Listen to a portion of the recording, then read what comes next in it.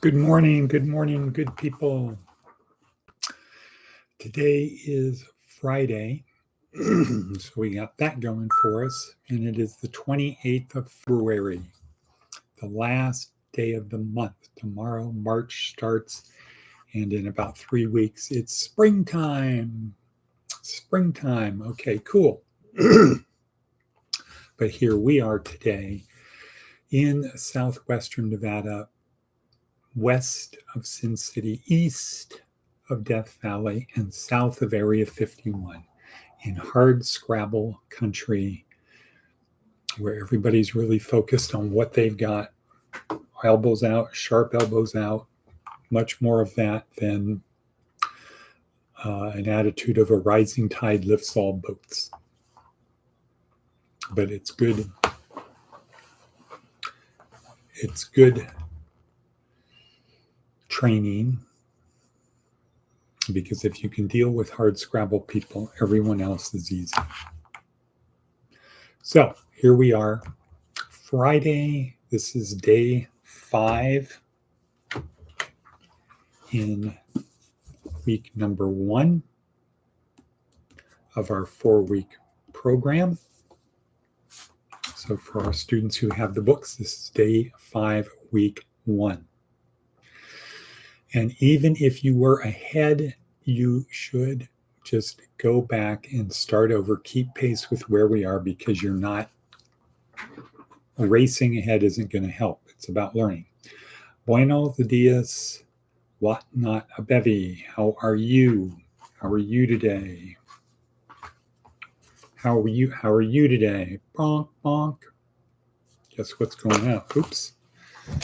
Got to write the number 7 on there.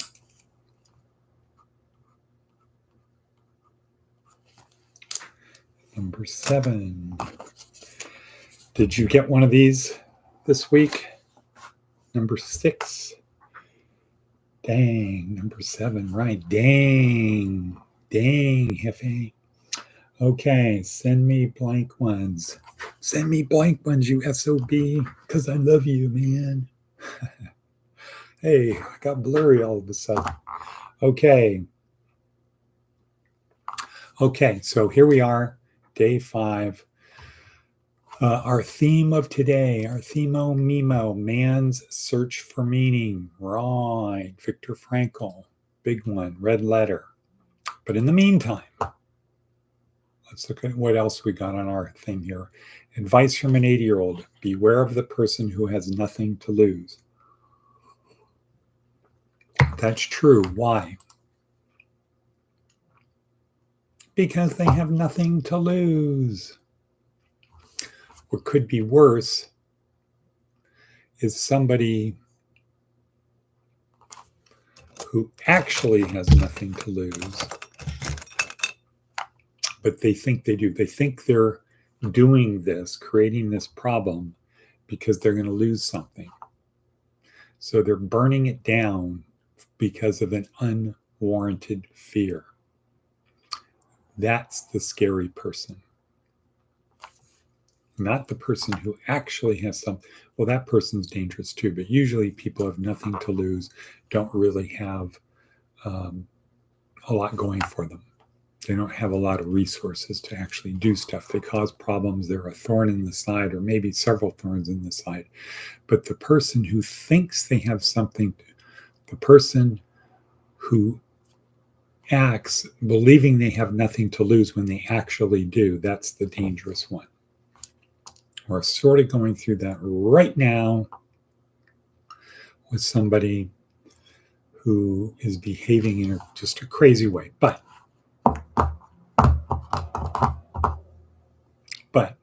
that's that. So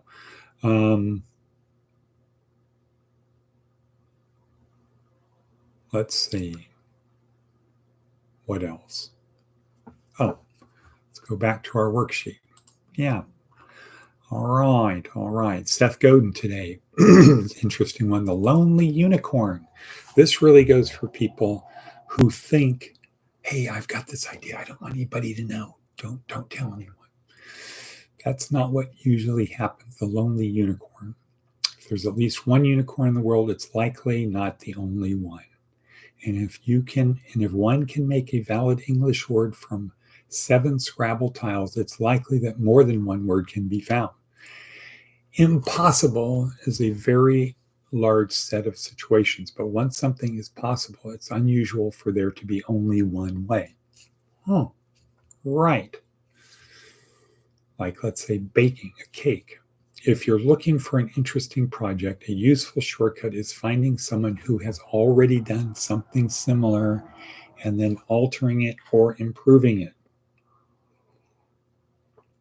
Back in the 60s and 70s, this was sort of described as the Japanese way. They're not creative, but man, can they take what you did and make it better. And no extra points for being the only one and only one in your category. Right. Don't be the thing. I face this a lot when it comes to artwork, creating logos, things like that. People who don't have talent, who on a scale of do you actually have talent versus people who have talent, not do you have talent compared to people who have zero talent. But people who don't have talent in the absolute sense argue, fight, criticize, complain, etc. over their designs.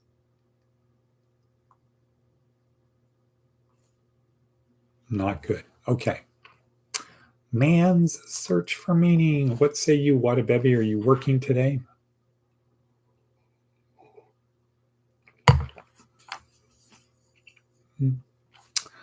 I am going to the post office, usually have my breakfast.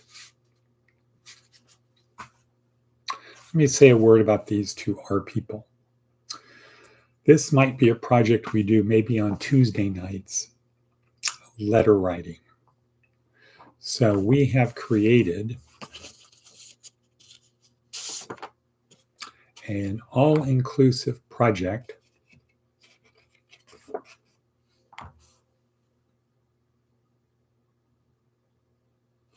keep in touch with someone you love. Where are we going? So down here on the bottom, keep in touch with someone you love. And there's a QR code to order one of these kits.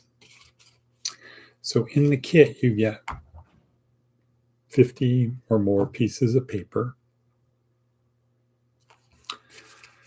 You get envelopes. You get stamps. Oops, where's the stamps? Didn't put the stamps in. That ain't good. All right. So here's the kit. Here's the kit and caboodle.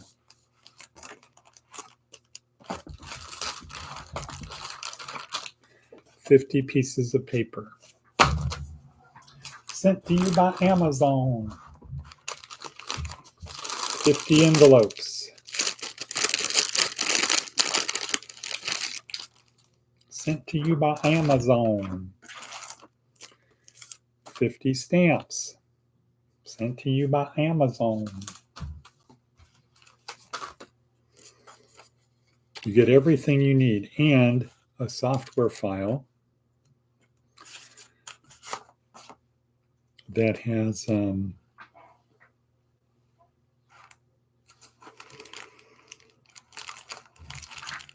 artwork. The artwork, and then there's the thing. So this one is marked 9:38-40. John said to him, "Teacher, we saw a man casting out demons in your name, and we forbade him because he was not following us." But Jesus said, "Do not forbid him, for no one who does a mighty work in my name will be able soon after to speak evil of me.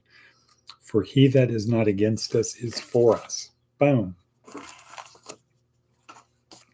So you get the artwork for that. You get everything you need. All you have to do is print, cut,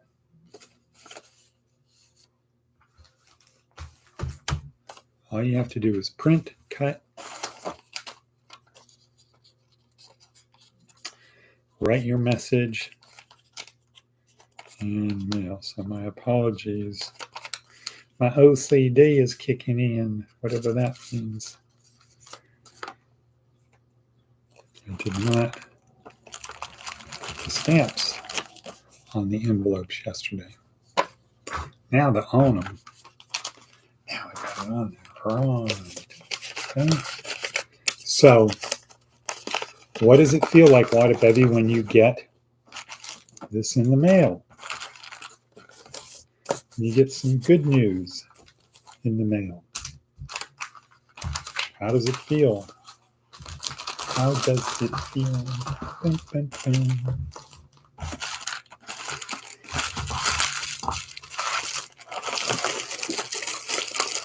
So you get everything you need to write a letter. You have to print it, cut it. You got to do that part. So that makes it special. And it's for pretty much just the cost of the materials. And then I use my nice pen for that extra special touch. My little ink cartridges.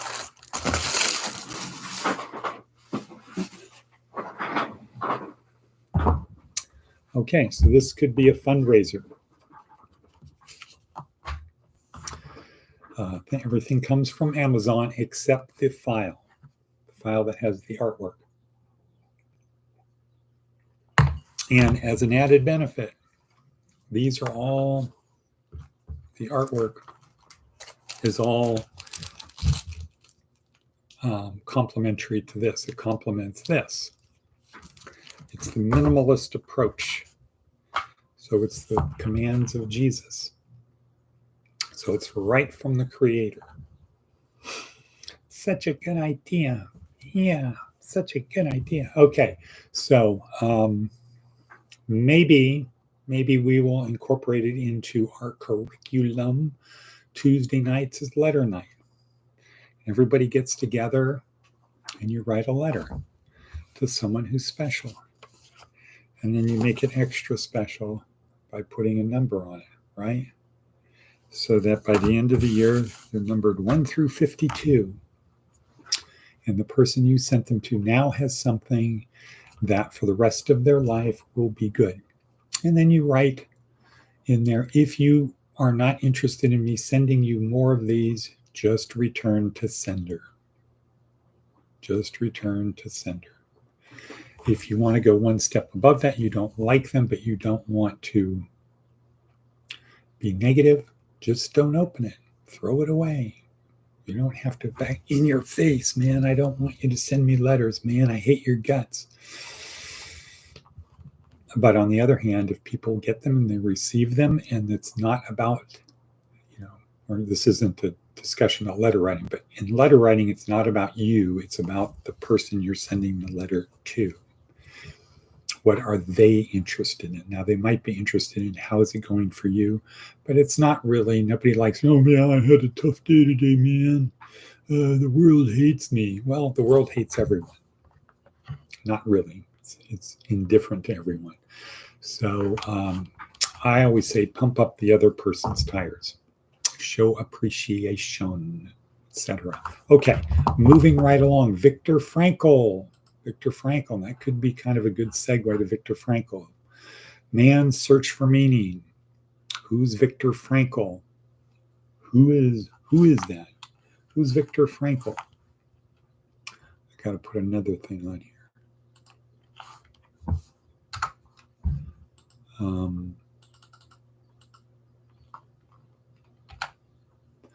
We are back with having a Calendly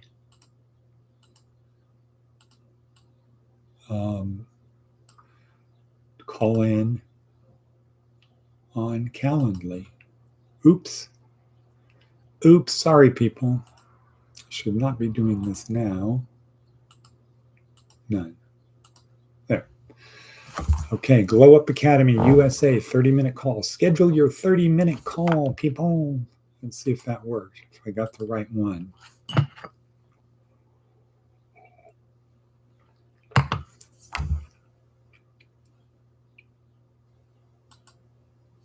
Yep. So what not a bevy, I think if you can try to do this, only goes to 1:30 p.m. All right, well, or it's a work in progress. Work in progress or work in process? Work in process. Okay, let's get to it. Viktor Frankl, we only have, a couple seconds left. Viktor Frankl, Jew, Polish Jew, or German Jew during World War II, went to concentration camp, could have left. Important guy, went to Dachau, went to Auschwitz, survived. Had created a brand of psychology called logotherapy, which is the third great one. So you had Freud, Jung, and Viktor Frankl. So big name, went to concentration camp, lived through it. But what he saw while he was there, what he observed as a psychiatrist, is that you have some people die in a concentration camp and some people don't die. He looked at the people who died and said, here's why they die. They die from sickness, they die from being killed. But some people give up. And then bad things happen and they just die because they didn't have the will to keep going. And why would you have the will to keep going? Because when you go to one of these death camps, when you go to one of these concentration camps, you don't have an expectation that you're going to come out alive unless you're freed by unless in this case the Germans lose the war. It's not like going to prison where you have an expectation. Most people, 96%, have an expectation that they're going to come out of prison alive. So Viktor Frankl was in that situation as a trained professional, but who was on the bell curve. He would be an outlier. He was a smart guy.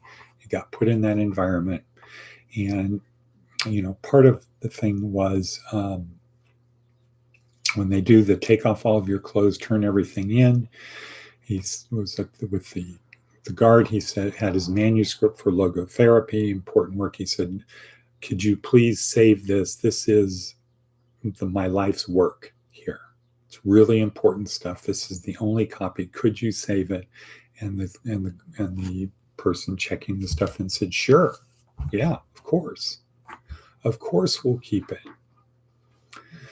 Now, if Viktor Frankl had gone through the camp believing his document was there somewhere, he just had to retrieve it, that would be pulling him forward towards getting it. My document is safe.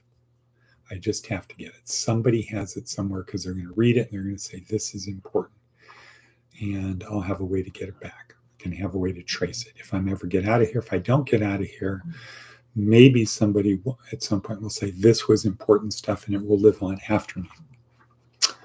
But after giving it to the guard, as he's walking out the door, he turns around to look just as the person is throwing it in the garbage can. So that would be a very crushing blow. That not only there goes my life's work, but they don't even care. And he lied to me about it. And now I'm going into concentration camp. I might not ever come out. Everything I've done is gone. Okay, so that was part of the burden he carried with him. So he noticed some people died and then some people didn't die. That's kind of interesting. What is it about the people who didn't die during the 3 years? See, this isn't just retrospect from when he got out and lived, because he did live through it and went on to have a very big, powerful, good career. Important person. But while he was in the camp, he's trying to figure out, how come some people don't die? Why don't all people get sick and die? Why don't all people go to the gas chamber or get worked to death or beat to death? Why don't some people just give up? What is it that keeps them going? And he came to the conclusion, this is really paraphrasing, this is taking a whole book and putting it into a couple words. He came to the conclusion, he came to the observation that what happened is they saw, cut 20 minutes, okay, bye. No, They saw a future. They could picture themselves after camp with their family, with their friends. They could picture life after that. They had hope. All was not lost. There was something worth going on for, and they could project through their mind themselves into a better future. Whereas the people who gave up, they couldn't see a better future. So then he called that man's search for meaning. What is the meaning of my life? And just to conclude this, we generally ask the question, what is the meaning of life? What is the meaning of my life? Why are we here? And Viktor Frankl would say, no, you have that backwards. That's not the right question. Well, it is the right question, but you don't ask the question. Life asks you the question. What is the meaning of your life? And you have to decide what it is. You have to find the meaning for your life. You don't ask life. You don't ask another person what is the meaning of life. Life asks you, what is the meaning of life and what is the meaning of your life? So with that, I'm going to say, and cut. What not a bevy. Look forward to talking to you soon. Send me your work schedule and cut.